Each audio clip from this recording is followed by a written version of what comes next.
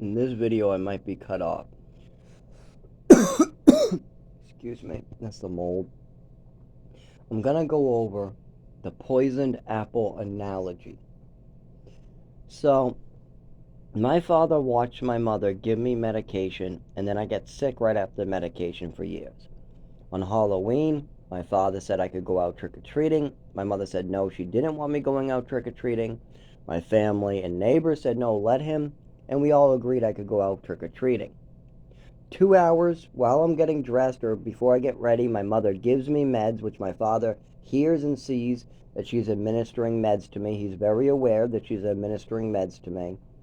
And then I get horribly sick from those meds, but I don't know this because I'm a little child. My father only knows I was administered meds, and now I'm vomiting and pale. My mother will come by and go, "You can't go trick-or-treating, see, he's sick, he's sick." And this repeats every Halloween until I'm old enough to know what's going on at 12 or 13. But like a broken record, every year my father hears me get and knows I'm getting administered medication. Then right after the medication is administered, I get sick. So he knows a lot of this is going on. He knows my mother administered me medication in Westford. He knows we're sitting down to watch a movie. And then his son panics. He's screaming for help. He can't talk. His mouth is numb. He can't feel. He can't stand up. He can't see. He's saying, "I can't see." His wife turns to the kid while he's just sitting there and goes, "Something's wrong, isn't it?" And he goes, "You can hear me?" He's making noises. Can't use his mouth or tongue because his whole nervous system is getting fried. He's having an overdose, and this 7-year-old doesn't know what an overdose is. All he knows is he can't see out of his eyeballs, he can't feel his hands, he can't talk, he can't stand, his breathing doesn't seem right, he can't get a breath, he can't stand up, he's panicking, he's trying to tell his mother. His mother picks up the phone, goes and calls somebody. The kid is able to crawl himself over to his father, pile a newspaper, screaming for help. Oh, oh. But not much noise is coming out, breathing slowing down. I'm going unconscious. The mother comes over and says, "They don't know what they're talking about. I'm not bringing them the mercy." But don't. Hangs up. I go unconscious. When I wake up, my body is never the same. I feel a big difference in my nervous system. And what happened that night is the doctors told my mother to bring me to the emergency room, and she just flat out refused and hung up on them and left me to die on a pile of newspapers. Now, did I keep this to myself? No. No, I was scared. I was 7. So when I was at the doctor's office and the doctor was asking if anything was wrong, I said, "Well, yes, I lost the ability to see out of my eyes. I lost the ability to feel out of my hands. I lost the ability to talk or use my tongue. I lost the ability to walk or move or feel. It was like I lost all my senses," I tell the doctor in front of my father and mother. My father just seems concerned, but my mother seems scared and pale, her whole complexion. The doctor seems very concerned. The doctor says, "What was going on?" My mother kind of does a stutter answer. It was an allergy attack from a combination of medications."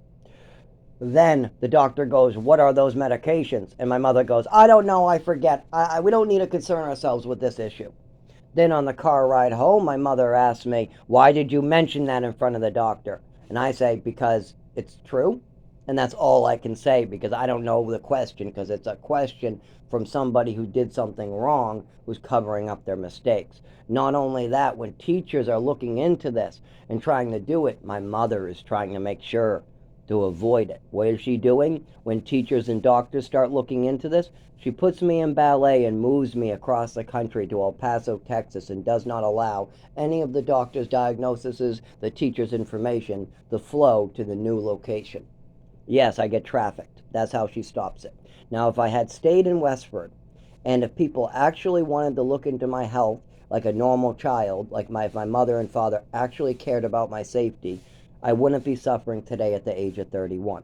Now, we're going to talk about the poisoned apple before I get done. Now, my father's seen this. He's known about it. I brought it up to him, I don't know, 40 times. He's seen my mother do crazy things in the car with her, in front of me, in front of teachers, just totally fucked up things. He's heard my mother say that other people need to be heavily medicated. He's overheard my mother say it's okay to give children extra medications as a punishment. Yes, my mother made that statement in front of my father, my sister, and my sister's husband. She said it is okay to give a child extra medication as a punishment. And my father agreed with this without understanding the question, clearly showing that he will yup and agree with her no matter how much harm his wives do. So, here's the poisoned apple analogy to help people understand right from wrong. Apparently, people don't know it. If somebody goes into a grocery store and puts poison in an apple, and that motherfucker is an asshole who doesn't deserve to be alive doing stuff like that. But anyways, this asshole poisons an apple. He goes home. Somebody goes to that grocery store, buys the apple, not knowing it's poisoned. He thinks he's just buying an apple. The store has no clue there's any poison. He buys that apple, brings it home. Then either he eats it or somebody else he gives it to eats that apple. Now, this could be antifreeze or any one of many poisons that take a long time to kick in. Let's say 3 years, 3 months down the line. Let's say 3 months down the line, this person feels weird and sick. And he's going to the hospital, but the hospital has no idea what's wrong with him. And this guy's child has no idea what's wrong with him because he split the apple with the child. And then this child dies, and the guy dies. Whose fault is the death of those guys? Whose fault is it that these people are sick?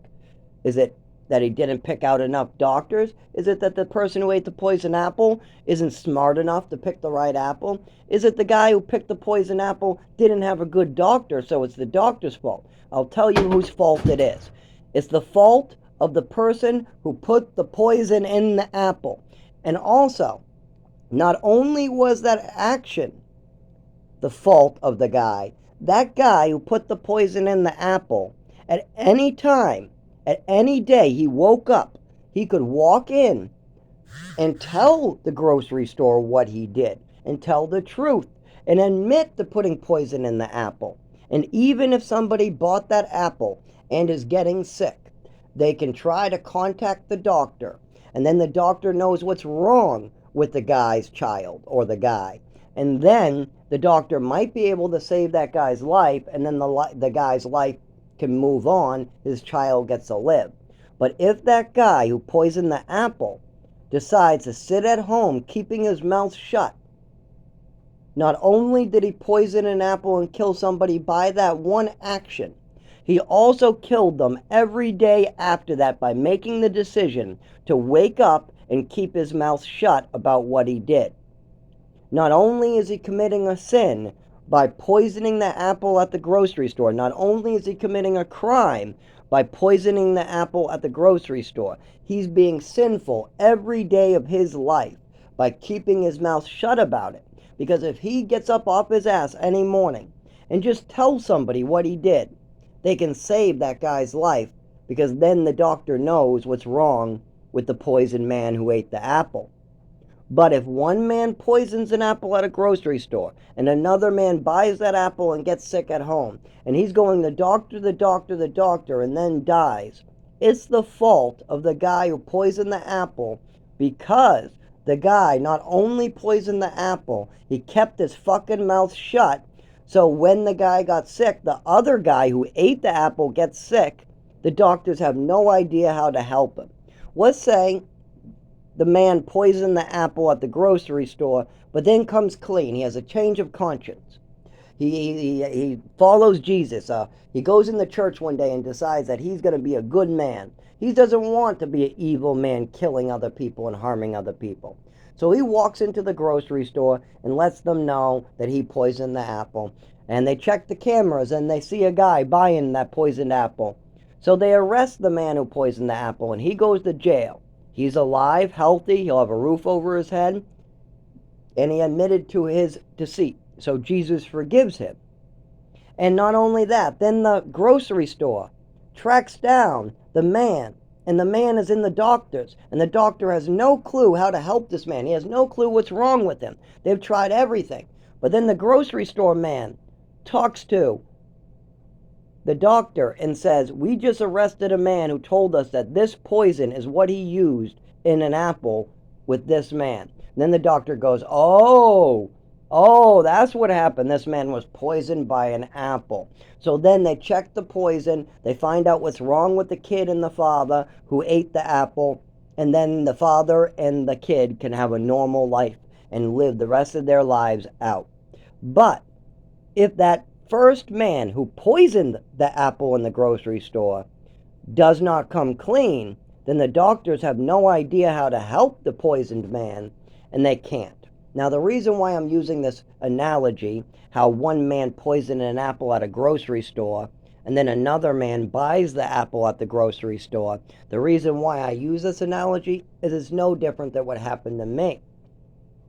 My mother continuously gave me medications I was supposed to be prescribed wrong. She gave me medications I wasn't prescribed, like full bottles of Epicac. She mixed in her own medications.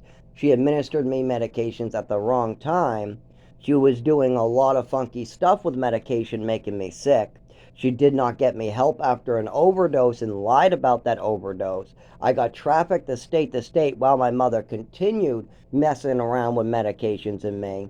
And once when you get to the point of overdoses and full bottles of Epicac, they call that poison. If you called poison control and told them your child just drank a whole bottle of Epicac, they would call that Epicac poisoning. If you called poison control and told them your kid got into your medicine and he just lost his vision and his breathing is slowing down and he's passing out to a pile of newspapers, they'll probably say that he got poisoned by a reaction of medications. He might be ODing and you need to bring him to the emergency room.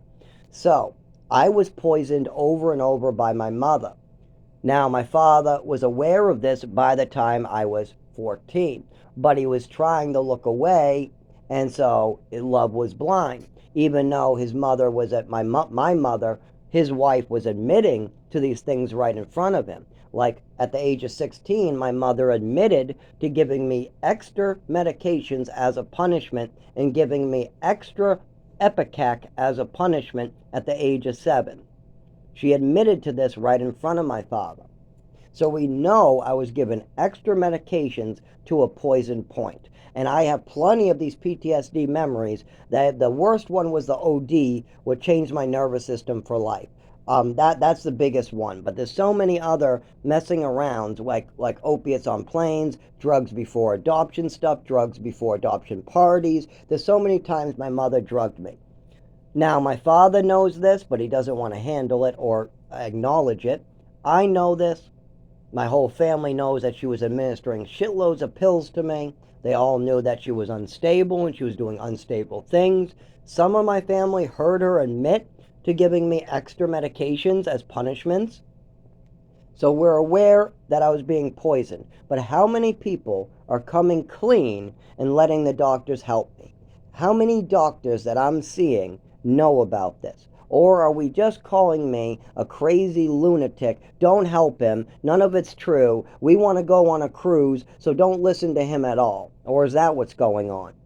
Are we being the man who comes clean and is honest about his problems or what other people did? Or are we the man hiding in his apartment while another man dies because he poisoned an apple? Are we the first case where you poison an apple and then you hide it in your apartment and you hide in your apartment all the time? Meanwhile, 3 months later, a child and another man get sick from the poison apple and no doctors can help him because nobody's admitting to what's going on and the doctors can't understand what's going on with these two people dying and getting sick and nobody knows what's going on. Meanwhile, the guy in the apartment who poisoned the apple, he knows perfectly well what's going on. But he doesn't want to tell anybody because he's afraid to be honest. But if he is honest, maybe those two people live. Which one are you? Because I'll tell you what, my mother died before coming clean. So we know she hid everything to the last breath. Now I've asked God for forgiveness for her in my grief. So, and I have forgiveness from my father. I've always, other than allowing his wife to do horrible things, my father never put his hands on me. He never drugged me. He just allowed his wife to do whatever she wanted. That's what it was.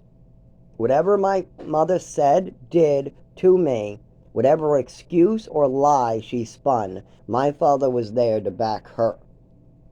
That's it. She could say that I rode in on my dick like a pogo stick. And my father would say, yup, that's what happened. Zach rode his dick like a pogo stick home. Yeah, that's what happened. Yeah. If that's what my wife says happened, that Zach rode his dick home like a pogo stick, then that's what happened. That's how my father was.